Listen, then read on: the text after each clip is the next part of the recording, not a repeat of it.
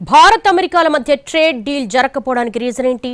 చర్చలు జరిగినప్పటికీ చివరి దశలో ఒప్పందం ఆగిపోయిందా? దీనిపై అమెరికా వాణిజ్య మంత్రి ఏమన్నారు? దానికి భారత్ ఇచ్చిన సమాధానం ఏంటి? Let's watch.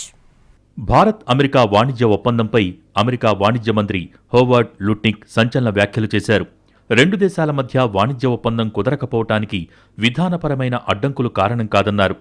తమ అధ్యక్షుడు డొనాల్డ్ ట్రంప్తో ప్రధాని నరేంద్ర మోడీ నేరుగా మాట్లాడకపోవటమే అసలు కారణమని చెప్పారు. వాణిజ్య ఒప్పందానికి అవసరమైన అన్ని ఏర్పాట్లు పూర్తయ్యాయి. అయితే ఆ ఒప్పందం తుది దశకు చేరాలంటే ప్రధాని మోడీ ట్రంప్కు ఫోన్ చేయాలి. ఇందుకోసం భారత్కు స్పష్టమైన గడువు కూడా ఇచ్చారు. కానీ సుంకాలు భారీగా పెంచడం నచ్చకపోవడంతో ట్రంప్నకు మోడీ ఫోన్ చేయలేదు. దీంతో డీల్ ఆగిపోయిందని హోవార్డ్ లుట్నిక్ చెప్పారు. భారత్ ముందుకు రాకపోవడంతో చర్చల్లో వెనక ఉన్న వియత్నాం, ఇండోనేషియా వంటి దేశాలతో తాము ఒప్పందాలు చేసుకున్నామని లుట్నిక్ తెలిపారు. హోవార్డ్ లుట్నిక్ వ్యాఖ్యలపై భారత్ స్పందించింది. భారత్ అమెరికాలకు సంబంధించిన వివిధ అంశాలలో గత ఏడాది ప్రధాని మోడీ, ట్రంప్ 8 సార్లు ఫోన్లో మాట్లాడుకున్నారని విదేశాంగ శాఖ క్లారిటీ ఇచ్చింది. ద్వైపాక్షిక వాణిజ్య ఒప్పందంపై చర్చించేందుకు గత ఏడాది ఫిబ్రవరి 13 నాటికే ఇరు దేశాలు కట్టుబడి ఉన్నాయని స్పష్టం చేశారు విదేశాంగ ప్రతినిధి రణధీర్ జైస్వాల్. అప్పట్నుంచి పరస్పర ప్రయోజనం చేకూర్చే వాణిజ్య ఒప్పందం కోసం ఇరుపక్షాలు పలుమార్లు సంప్రదింపులు జరిపాయి. వీటి గురించి అమెరికా వాణిజ్య మంత్రి వ్యాఖ్యల్లో స్పష్టత లేదు.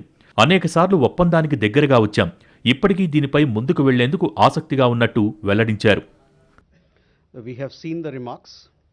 India and the United States were committed to negotiating a bilateral trade agreement with the US as